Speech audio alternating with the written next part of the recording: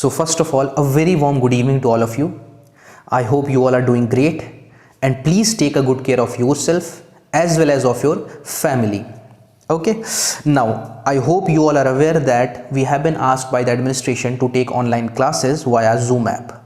I was thinking of taking the class, but then when I had interaction with the students, then a few of the students from mechanical, civil or biotech department, they said that sir, we are at our home and the internet connectivity is not that great, so we won't be able to attend the class. So I feel the best possible option is that I can record the video and I will upload that recorded video on our WhatsApp group that we have created. So first of all, I request all of you to please join the WhatsApp group, and if you have not joined that group, or if your friends, if you know that any of your friend he has not joined the group or she has not joined the group, then please ask him or her to join the group, because from now onwards I will be recording the video and I will be uploading on our WhatsApp group. Okay, now coming to the topic, so today we will be discussing the difference between impulse turbine and reaction turbine. Now first of all, I hope you all are very thorough with the concept of impulse turbine, because this is the portion that we have already covered before mid-sem exam, and after mid-sem exam we had a few classes where we have discussed reaction turbine. Okay, now why this class is important? This class is important not only from end sem point of view. If you go to any interview, I always tell this in the class, if you go to any interview, they will never ask you to derive big expressions. They will never ask you to solve some numerical problems. They will ask you fundamental questions, very basic questions, that what is impulse turbine? How is the mechanism? What is the mechanism of impulse turbine? How electricity is generated by impulse turbine? What is the difference between impulse turbine and reaction turbine? So you have to be prepared for interview from these point of view. You must be like ready with these answers. Okay, so now let's discuss in brief that what is impulse turbine. So as you know, in impulse turbine, as we have already discussed in the class, reservoir is there. As you open the sluice gate or gate, the water comes via penstock, and in this nozzle the kinetic energy increases, the velocity increases, and then water jet comes out and it strikes the bucket. Okay, and then this bucket starts to move, it starts to rotate. As a result, this runner, this will also rotate, and then it has a shaft attached to it, so that shaft will also rotate, and then from that shaft we have motor, and then electricity is generated. Now in impulse turbine you have to keep a few things in your mind. First of all, remember that when the water is flowing inside this pipe, here the water is flowing, it is flowing with some pressure P. Okay, now at the nozzle, that pressure energy, the pressure energy is converted into kinetic energy. Okay, so if anyone asks you what is the function of nozzle, then you can say it converts the pressure energy or the hydraulic energy or the fluid energy into the kinetic energy. Okay, now second thing that you should know is that when the water gets out of the nozzle, the moment water gets out of the nozzle till the time it strikes the bucket, so from up to this distance there is no change in pressure. The pressure is constant, and the pressure is equal to atmospheric pressure. Again I am repeating, I am telling that when the water is flowing inside the penstock, it is under some pressure P. Now this nozzle will convert this pressure energy into kinetic energy, and the moment water comes out of this nozzle, it will be under atmospheric pressure, and by the time it strikes the bucket, the pressure will remain constant and it will be equal to atmospheric pressure. So this is how the pressure varies in your impulse turbine. I hope now it's clear to you. Now wherever the water gets collected, it is called tail race. This I hope you all know about it, because this we have already discussed in our earlier classes. Now coming to reaction turbine. In reaction turbine, what happens is that water comes from here. Suppose the water is coming from here, then from here the water will go like this, and then it will go to this part, and this part is known as guide vanes. So this is your guide vanes. From guide vanes the water will also come from here, it can also come here. So first of all the water enters from this entry point, and from here the water will enter to this guide vanes. Okay, now the function of guide vanes is to direct the water to the runner. Now after guide vanes we encounter runner. After runner there is shaft. Okay, so what happens, the water is coming, it has some pressure energy, some fluid energy. Now then it will go to the guide vanes, and mind it, at guide vanes its function is just to direct the water to the runner. If there is no guide vanes, then what will happen? Suppose if in this system we remove the guide vanes, then what will happen? Then suppose if the water is coming with a high velocity, it will have a sudden impact on the runner, and it will give a sudden impact on the runner, it will give a sudden impact on the shaft, and it can damage your system.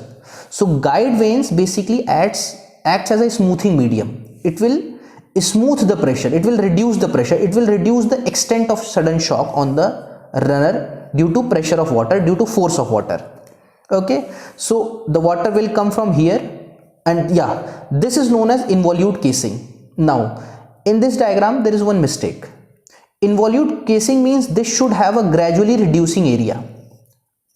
Why gradually reducing area? Is because as the water is coming, the area is reducing, it means the pressure, the velocity increases, so that helps to like easily transfer it to the, that helps, if the velocity increases, then the water will easily transfer to the guide vanes and then consequently to the runner.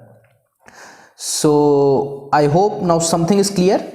In reaction turbine what happens, the water comes from here, enters from here, then it moves to guide vanes, then to runner, and then it goes to the shaft, and from shaft it goes to, there is a reservoir, and here you have a draft tube.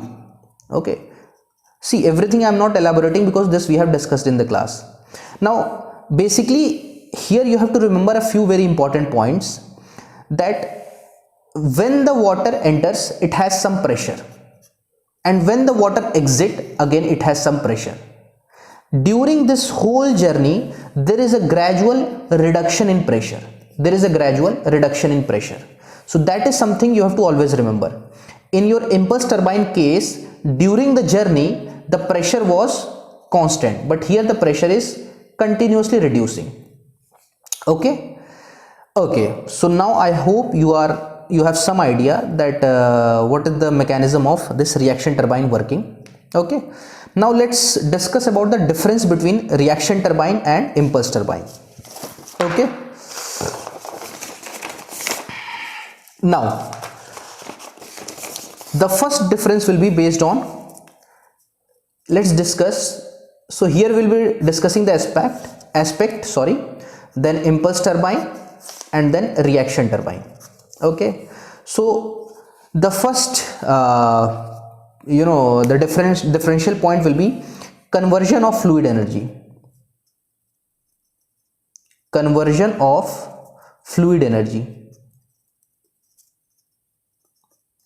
Now when you talk about impulse turbine, then in impulse turbine your fluid energy is converted into kinetic energy by a nozzle.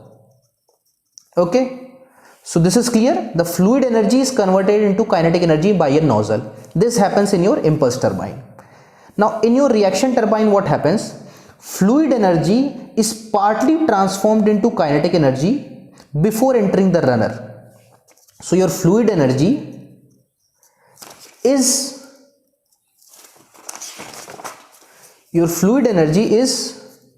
partially or partly transformed into kinetic energy before entering the runner.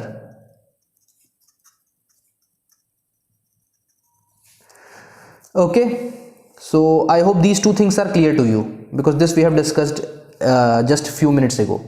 Now the second point is change in pressure.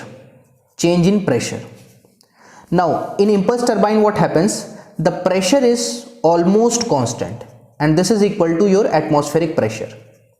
Okay यहां पर क्या होता है, आपका pressure constant रहता है और जो एटमॉस्फेरिक प्रेशर के बराबर होता है। पर रिएक्शन टरबाइन में क्या होता है, द प्रेशर ग्रेजुअली डिक्रीजेस, जैसे जैसे पानी का सफर इनलेट से शुरू होकर शैफ्ट तक खत्म होता है, the pressure gradually keeps on reducing. Okay now the third point is water tight casing. Now the casing is very much required in your impulse turbine. Why it is required is because if you will not provide casing here, then the water will splash here and there. The water will splash here and there. So you definitely require some casing. In this case, the casing is not mandatory.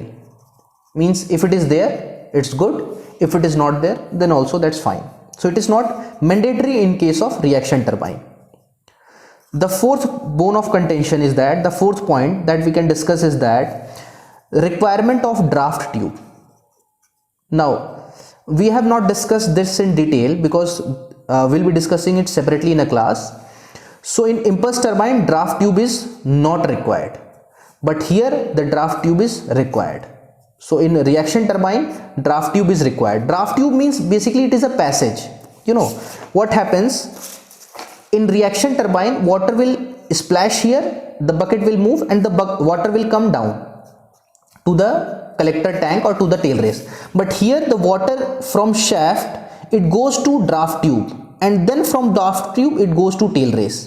So in reaction turbine we have a draft tube, but in impulse turbine we don't need a draft tube. Okay, now next point is flow regulation. Flow regulation.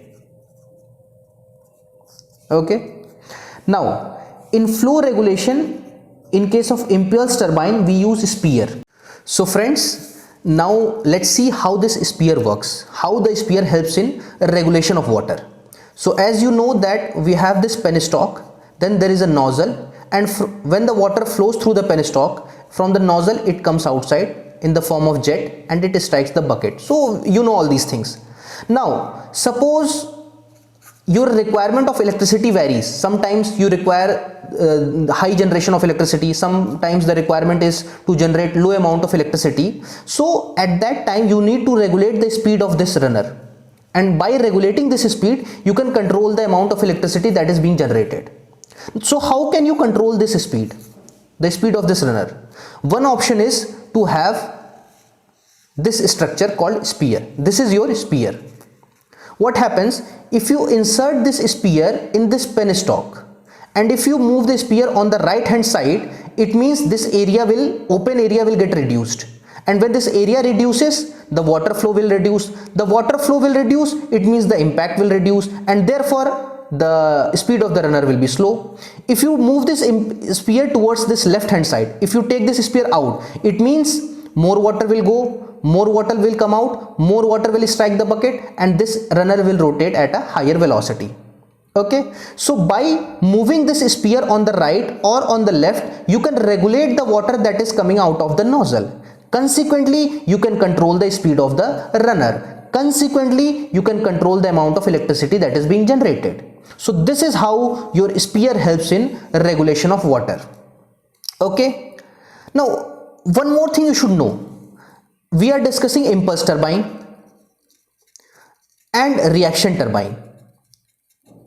Okay, now tell me one thing, why impulse turbine is called impulse turbine? Why it is not called Rahul Gandhi turbine? Or why it is not called Sachin Tendulkar turbine? Why it is called impulse turbine? You know, there has to be a reason, and you need to know these reasons. See, impulse means you can relate it to sudden impact. If there is no flow of water, the bucket will be as it is. There will be no movement.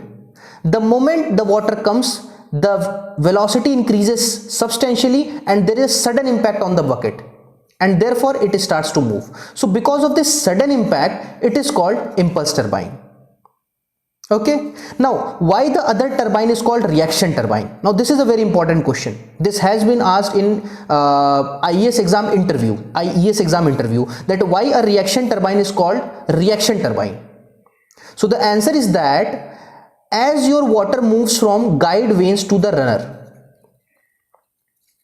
there is a consistent decrease in pressure. So it means when the water is at guide vanes, the pressure is P1. When the water comes over to runner, the pressure reduces to P2.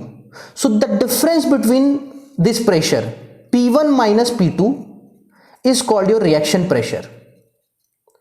So reaction pressure is what? It is the difference in pressure when the water is at the guide vanes and when the water is at the runner. The difference between the pressure is called reaction pressure, and therefore the turbine is called the reaction turbine. I hope now this is clear to all of you. And in reaction turbine, that function is performed by guide vanes. Basically आपका जो water regulation है कि water कितना तेज आएगा, किस pressure से वो runner को स्ट्राइक करेगा, वो चीज़ जो होती है वो गाइड वेन्स डिसाइड करता है. गाइड वेन्स की लंबाई, गाइड वेन्स के जो एंगल्स होते हैं वो डिसाइड करते हैं कि पानी कितने स्मूथली रनर तक पहुंचेगा. So here guide vanes regulate the water और regulate your flow. Here spears regulate your flow. Okay. Then sixth and the last point is extent to which water fills the turbine. इस point का मतलब क्या है कि आपका जो turbine है या आपका जो व्हील है वो किस हद तक पानी के अंदर रहता है. So in impulse turbine, in case of impulse turbine, the wheel does not run full. इस केस में क्या होता है? Wheel does not run full. मतलब आपका ये जो व्हील है वो हमेशा पानी कांटेक्ट में रहे ऐसा जरूरी नहीं है. जब चाहिए होता है पानी स्ट्राइक करता है, काम करता है, पानी बंद हो जाता है. सो द व्हील और the bucket is not always in contact with the water. Okay. But in case of reaction turbine, water completely फिल्स the passage. So reaction turbine के केस में क्या होता है कि यदि आपका टरबाइन ऑपरेट कर रहा है तो जिस मोमेंट इसका ऑपरेशन शुरू हुआ, अब आप सोचिए पानी इसके अंदर आया और यहां इलेक्ट्रिसिटी आ रही है, यानी आपका ये सिस्टम हमेशा हमेशा पानी के अंदर रहेगा. जब तक टरबाइन ऑपरेट करेगा तब तक आपका ये सिस्टम हमेशा पानी के अंदर रहेगा. सो आई होप आपको सारे डिफरेंसेस समझ में आ गए. कि सबसे पहले मैं एक बार फिर से आपको शॉर्ट में बता देता हूं. इंपल्स टरबाइन के केस में आप फ्लूइड एनर्जी को काइनेटिक एनर्जी में कन्वर्ट कर सकते हैं. इस केस में क्या होता है? Fluid energy is partially transformed into kinetic energy specially before entering the runner, यानी गाइड वेन्स में आपका ये काम हो जाता है. ठीक है. नाउ जो प्रेशर की बात है, the pressure is constant when the runner operates. जब रनर ऑपरेट करता है तो आपका प्रेशर कांस्टेंट रहता है. बट इस केस में your pressure gradually keeps on decreasing. तीसरा पॉइंट होगा केसिंग. इंपल्स टरबाइन के केस में आपको केसिंग की जरूरत होती है. रिएक्शन टरबाइन के केस में आपको केसिंग की जरूरत नहीं होती है. ड्राफ्ट ट्यूब रिएक्शन टरबाइन में नहीं चाहिए, और इंपल्स टरबाइन में नहीं चाहिए और रिएक्शन टरबाइन में आपको चाहिए. Flow regulation, it is done with the help of spear in case of impulse turbine. It is done with the help of guide vanes in case of reaction turbine. And finally the last point is the extent to which water fills the turbine. In case of impulse turbine, water is not always covering the wheels. Water does not always cover the wheel or bucket. But in reaction turbine, it always cover the wheel, it always cover the bucket till the time the turbine is operational. Okay? So I hope आपको सब कुछ समझ में आ गया हो. और यदि आपको कोई भी डाउट हो, आप बिंदास कभी भी मैसेज करिए, कभी भी व्हाट्सएप करिए, कभी भी ईमेल करिए, कभी भी कॉल करिए.